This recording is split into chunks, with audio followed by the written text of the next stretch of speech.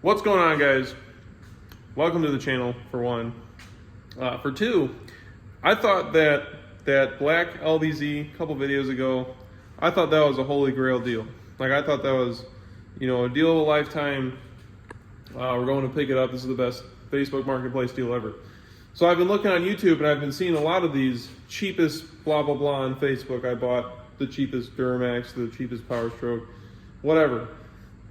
I personally, I want to say I got the best bang for my buck on this new truck that we just picked up. So as you guys know, I have Facebook Marketplace addictions, and it's better than doing drugs, but it's probably more expensive. So we went and picked up yet another truck, and I'm going to go over it. But this truck was either going to be the best deal ever or the worst deal ever, because it wasn't running. Of course, I always pick up crap that doesn't run. So we're going to jump right into it. But first, I'd like to showcase, all my crap. No, I'd like to showcase the new Toolbox. So if you guys have seen before, there used to be like just a small, like 30-inch wide or whatever toolbox here stacked on top of another one, and basically I was running out of room, so might as well just get the 84-inch Husky, because I need all the space I can get, pretty much, as you can tell, because there's just crap everywhere. We've got motor stuff, more motor stuff, we got axle stuff, all that stuff back here. So this is all the stuff for Austin's truck. Got it back from the machine shop. Here's the heads, obviously the flex plates over there. Let me move this out of the way. You can see, got the heads surfaced. Hard to tell, but they are looking nice and shiny, nice mirror finish. We got the block back, which is under here. It's all wrapped up nice. I'm not gonna open it up until I'm ready to put it together. The problem is he sent me the wrong studs, so the main studs that are in it, they are slightly, let me see if I can pull it around here, slightly too short. So you can kind of see, these are tightened down. It's gonna be hard to see, let me rip this open a second. So right here, these are tightened down. You can see there's like a 1/4 inch of threads missing from the stud itself. So his truck's an LBZ. I believe those studs are LB7 or LLY, because I think the LBZs have a taller main cap, and then the threads also protrude deeper into the block. So waiting on those, and then that motor will start getting assembled. They got the crank balanced, everything's ready to go. There was one small hiccup. He accidentally gave me a what's it called?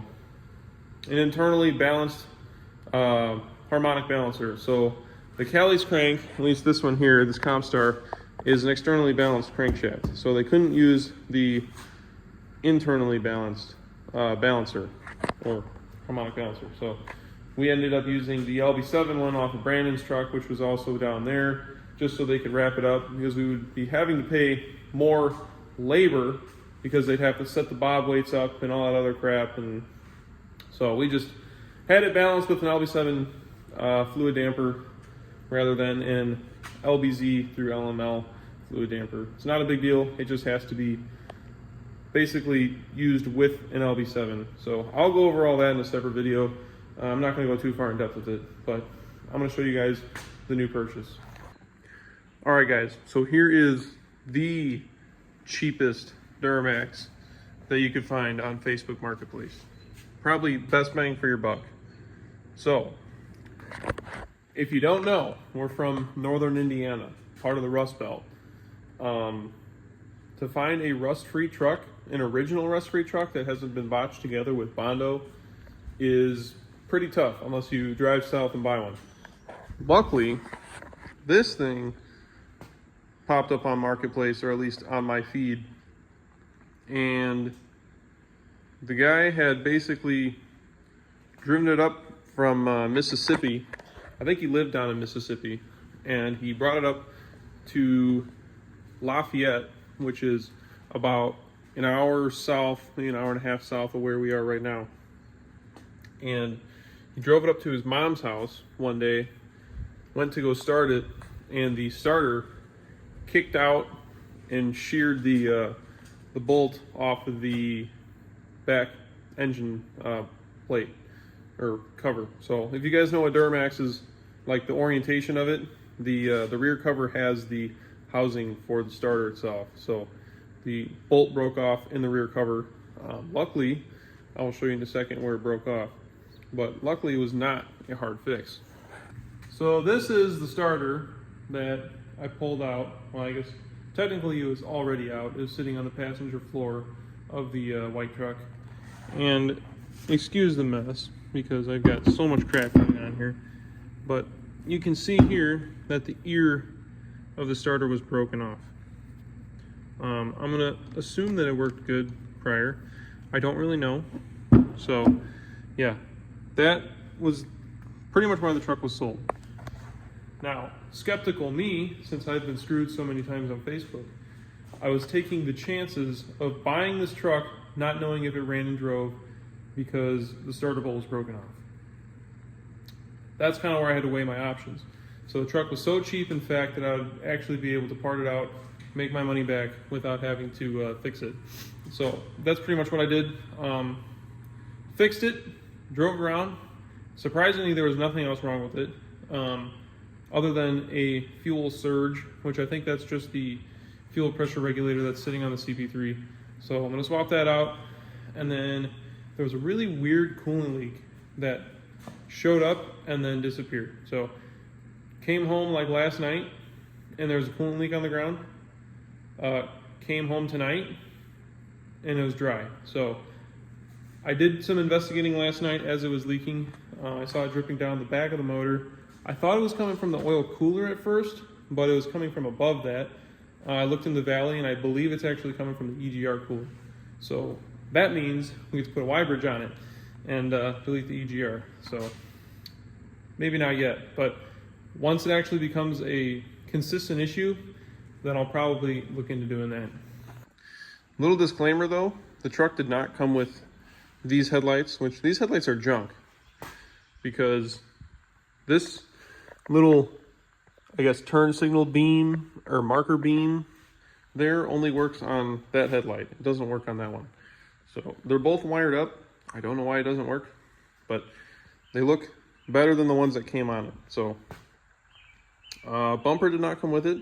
That came from the black truck, which is sadly beginning to be the parts truck as it waits for the lift to get powder coated. I've been just robbing parts off of it for this thing just so I can daily drive this. Why am I not daily driving that? Well, it's got an injector issue. That's the problem. So back to this truck. It didn't come with these wheels and tires. It actually came with the stock aluminum wheels that came on this body style with a actually really nice set of mud tires. So these wheels are newer 8x180 lug from a 2016. These actually came off my buddy's 2016 LML that was in previous videos. So with the 8x180 lug pattern, I do have to run spacers. You can kind of see in there. I did make a video of installing these. I will probably insert it. You would think that installing these adapters or spacers would be kind of common sense. You put it between the wheel and the hub. But I've seen an instance where someone did not shave the studs down, and so the wheel was like bolted up against the studs. It wasn't even flush with the spacer. So that could be a huge safety hazard. The wheel could fly off and either kill somebody else or kill the driver. So to do this correctly, I did make a video of it. So the truck itself was not initially this clean. We actually ended up washing it because it had sat underneath like a gutter of a house, and this was all like green and mossy. So ended up fixing, or I guess cleaning that up. We took the fender flares off because I wanted to make sure that there was no rust under them. And then we also took the moldings off, as well as the 2500 HD emblem that sits right here. It also had the bigger tow mirrors on it, not the newer style, the older style. I think those are ugly. And I think they were also aftermarket because they didn't line up very nicely. So I put the sport mirrors or 1500 mirrors on it. I personally like these a lot better, and I usually have no issue towing with the little mirrors. Other than that, that was just about it. As you can see, the bedside is solid. There's no rust in there. The only other thing was there's a couple dents or dings in it, so you can see the cab corner right here. This would have to be pulled out or filled in. You can't replace this section of the pillar. The cab corner, there's a good little gash there.